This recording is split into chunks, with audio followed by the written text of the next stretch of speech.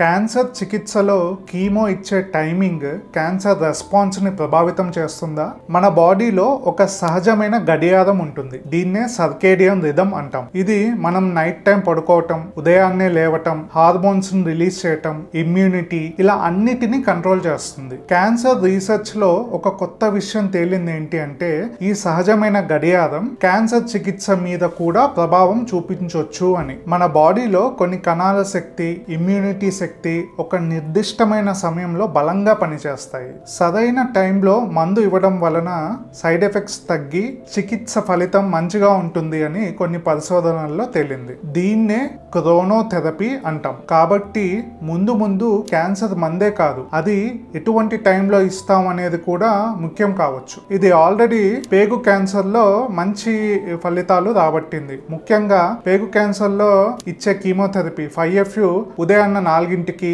అలాగే ఆక్సాలిప్లాటిన్ సాయంకాలం 4కి ఇచ్చినప్పుడు సైడ్ ఎఫెక్ట్స్ తగ్గి ట్యూమర్ కంట్రోల్ బాగా ఉంది అని కొన్ని పరిశోధనల్లో తేలింది. అయితే ఇవి చాలా చిన్న స్టడీస్. పెద్ద మొత్తంలో స్టడీస్ చేసినప్పుడు అందులో కూడా ఇలాంటి ఫలితాలే మనకు కనిపిస్తే గనక మనం క్యాన్సర్ పేషెంట్స్ కి ఒక ఇన్ఫ్యూజన్ పంప్ లాంటిది పెట్టి అందులో టైమర్ కంట్రోల్ చేసి ఈ ఫలానా టైంలోనే ఈ మందు వెళ్లేలాగా మనం సెట్ చేస్తే మంచి ఫలితాలు వచ్చే అవకాశాలు ఉంటాయి.